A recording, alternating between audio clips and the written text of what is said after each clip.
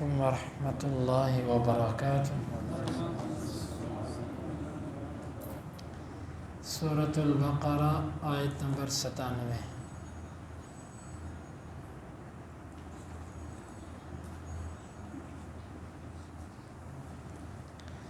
اعوذ باللہ السمیع العلیم من الشیطان الرجیم من ہمزہ ونفخہ ونفثہ۔ قل آپ کہہ دیجئے، من جو کوئی کانا ہے عدو و دشمن، لجبریل جبریل کے لیے، فإنہ پس بے شک وہ، نزلہ اس نے اسے نازل کیا، علی پر قلبک آپ کے دل، بإذن ساتھ حکم اللہ کے، مصدقہ اس حال میں کہ وہ تصدیق کرنے والا ہے، لما اس چیز کی، بین یدیہ جو اس سے پہلے ہے، وہدن اور وہ ہدایت ہے، وبشرا اور خوشخبری ہے، للمؤمنین ایمان والوں کے لیے۔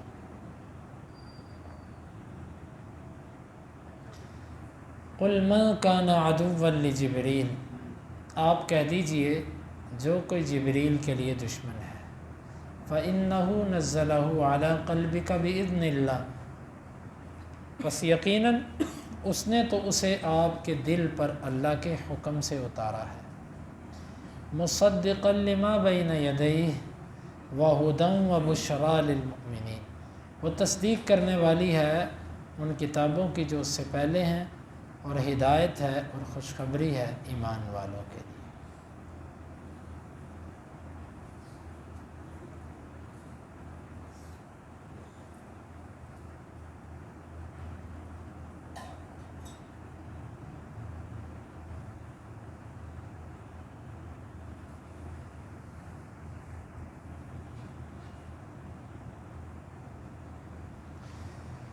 اس آیت مبارکہ کا پس منظر یہ ہے، اللہ کے نبی صلی اللہ علیہ وسلم کے پاس کچھ یہودی آئے،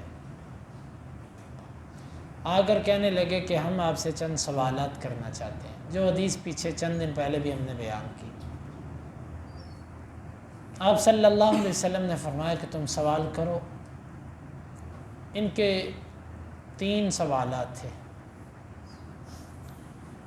آپ صلی اللہ علیہ وسلم نے تینوں کے جب جوابات دیے تو آخر پہ کہنے لگے کہ بس ایک بات کا جواب دے دو کہ آپ پر وحی کون لے کر آتا ہے، یہ بات ہمیں بتا دو، اس پر ہمارا اور آپ کا فیصلہ کن مرحلہ ہوگا۔ آپ نے فرمایا کہ میرے اوپر وحی جبریل لے کر آتا ہے، جو سب نبیوں کے اوپر وحی لے کر آتا ہے، کہنے کہ بس بس بس بس بس یہ جو جبریل ہے نا، یہ ہمارا دشمن ہے، یہ ہمارے اوپر عذاب لے کر آتا رہا، تو لہٰذا جبریل سے تو ہماری نہیں بنتی۔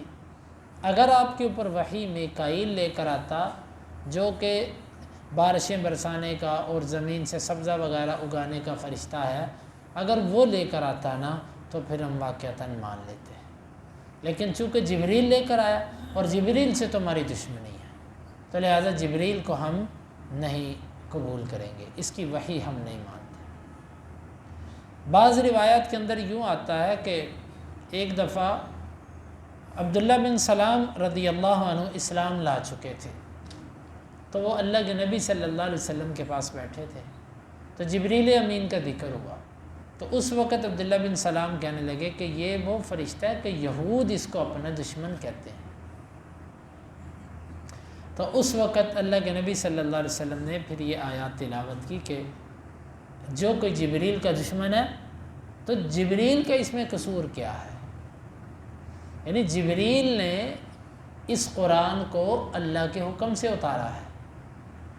آپ کو نعوذ باللہ اگر جبریل سے دشمنی ہے تو جبریل اپنی طرف سے یہ کتاب تھوڑی لکھ کے لایا یا اپنی مرضی سے دنیا پہ تھوڑی آ گیا، وہ تو اللہ کے کہنے پر دنیا پہ آیا، اور اللہ کے کہے ہوئے کلمات اس نے اللہ کے نبی صلی اللہ علیہ وسلم پر اتارے، تو اس میں جبریل کے ساتھ دشمنی تمہاری بنتی نہیں، تو گویا کہ در حقیقت تمہاری دشمنی جبریل سے نہیں، اللہ رب العالمین سے، اور جو اللہ کا دشمن ہے اس کا انجام پھر برا ہے۔ آپ ان سے کہہ دیجئے جو کوئی جبریل کا دشمن ہے فَإِنَّهُ نَزَّلَهُ عَلَىٰ قَلْبِكَ بِإِذْنِ اللَّهِ، یقیناً اس نے تو اس کو اتارا ہے آپ کے دل پر۔ یہ قرآن اللہ کے نبی صلی اللہ علیہ وسلم کے دل پر اترا، یعنی نقش ہو گیا۔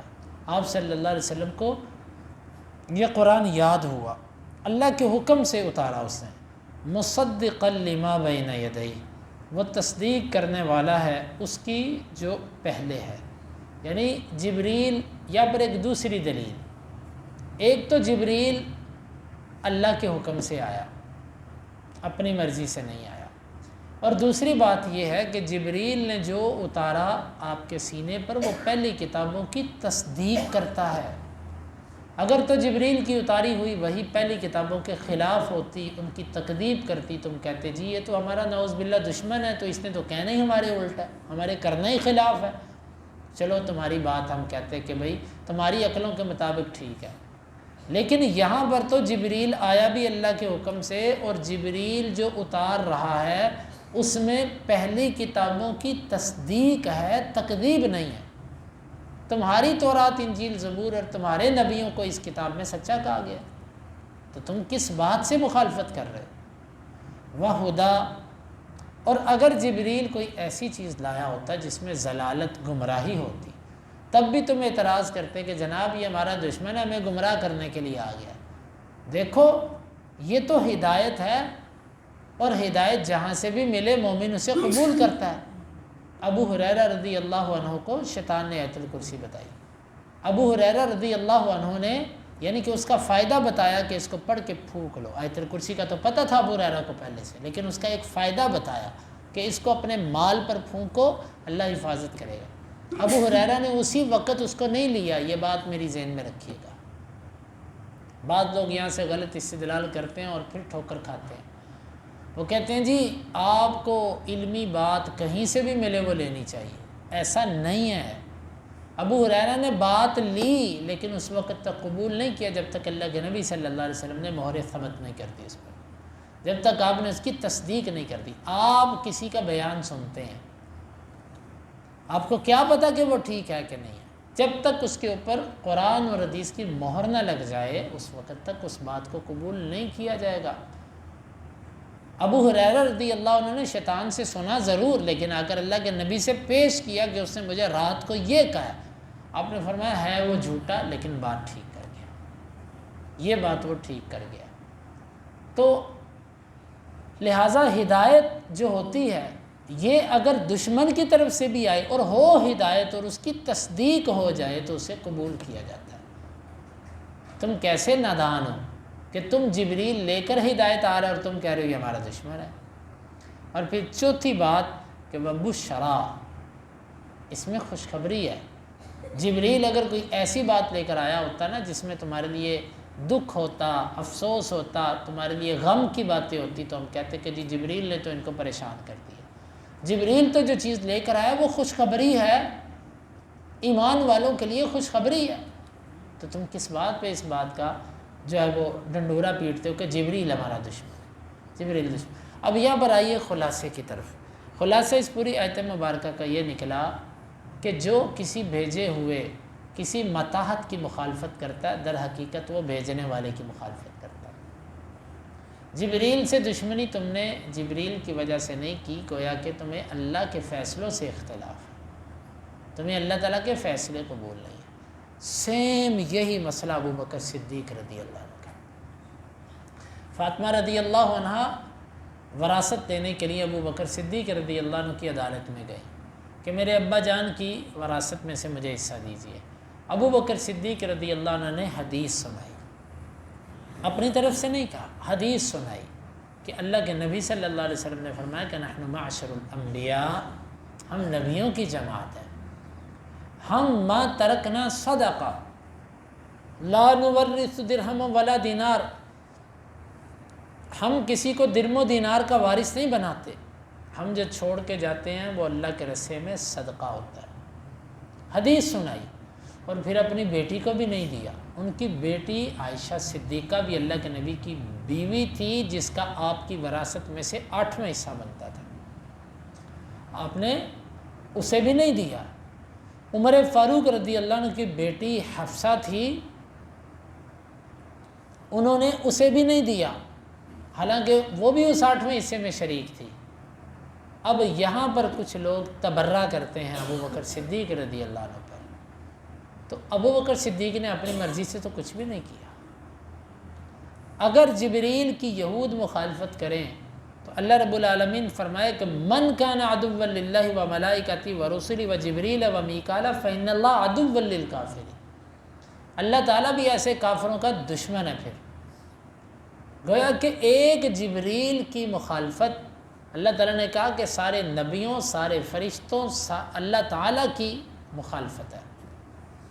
تو ایک ابو بکر صدیق اگر اللہ کے نبی کے فیصلے کے مطابق ایک فیصلہ کرتا ہے، آپ کی حدیث بیان کرتا ہے، اور کچھ لوگ اس کے اوپر ابو بکر صدیق رضی اللہ عنہ کو غاصب کہتے ہیں، ان کو خائن کہتے ہیں، نعوذ باللہ من ذالک، ان کے اوپر اتہام بازی کرتے ہیں، تو اس کا صاف اور صریح مطلب ہے کہ ابو بکر کا تو اس میں کچھ قصور نہیں ہے، در حقیقت وہ اعتراض اللہ کے نبی کی ذات پر کر رہے ہیں،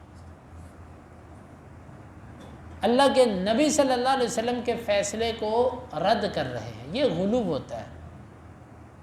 ہم فاطمہ سے محبت کیوں کرتے ہیں؟ کہ اللہ کے نبی صلی اللہ علیہ وسلم کی بیٹی ہے، اللہ کے نبی صلی اللہ علیہ وسلم کی وجہ سے محبت کرتے ہیں نا۔ یہ ایسے نادان ہیں کہ فاطمہ سے محبت میں اتنے بڑھ گئے کہ اس کے باپ یعنی جس کی وجہ سے محبت تھی اس کو بھی نیچے کر دیا، اس کے فیصلوں پر بھی اعتراض۔ اسی طرح اللہ کے نبی صلی اللہ علیہ وسلم کے صحابہ کرام سے جو بندوں کو دشمنی ہے، عمر فاروق سے، عثمان غنی سے، یا دیگر صحابہ کرام سے جن کے سینوں کے اندر کینہ ہے، بھئی صحابہ کرام نے تو اللہ کے نبی کے فیصلوں کو نافذ کیا، اس کو بیان کیا۔ تو در حقیقت تمہاری مثال بالکل اس یہود جیسی ہے کہ جو جبریل سے دشمنی رکھتے تھے، جی اس نے ہمارے ساتھ ظلم کیا۔ آج روافظ یہی کہتے ہیں کہ جی انہوں نے اہل بیت پر ظلم کیے ہیں، یہ ابو بکر صدیق، عمر فاروق، عثمان، نعوذ باللہ من ذالک، حالانکہ وہ تو اہل بیت کے خادم تھے، ان سے محبت کرنے والے تھے، ان کے حقوق کا خیال کرنے والے تھے۔ تو خلاصہ یہ نکلا کہ دین کے مسلمات میں سے جو چیز دین سے ثابت ہو جائے، اس میں سے کسی ایک چیز کا قصداً انکار کرنا اور اس کو اپنا دشمن تک قرار دینا، اپنے مخالف سمجھنا، یہ در حقیقت اللہ کے پورے دین کو ٹھکرانے کے مترادف ہے۔ دیکھیں ایک جبریل کی مخالفت اللہ نے کہا وہ سب کا دشمن ہے، تو لہٰذا جو ابو بکر، عمر فاروق اور عثمان غنی کا دشمن ہے وہ علی رضی اللہ عنہ کا بھی دشمن ہے۔ جس طرح یہود کہتے تھے نا میکائیل کو ہم مانتے ہیں، اللہ نے کہا تم میکائیل کا بھی دشمن ہو، جو کہتے ہیں ہم علی کو مانتے ہیں وہ علی کے بھی دشمن ہے، جو کہتے ہیں ہم نبی کو مانتے ہیں وہ نبی کے بھی دشمن ہے، جو کہتے ہیں ہم اہل بیت کو مانتے ہیں وہ اہل بیت کے بھی دشمن ہے۔ اللہ رب العالمین سے دعا ہے کہ اللہ تعالی ہمیں اس آیت مبارکہ کو سمجھنے کی اور اس کے تقاضوں کو پورا کرنے کی توفیق عطا فرمائے۔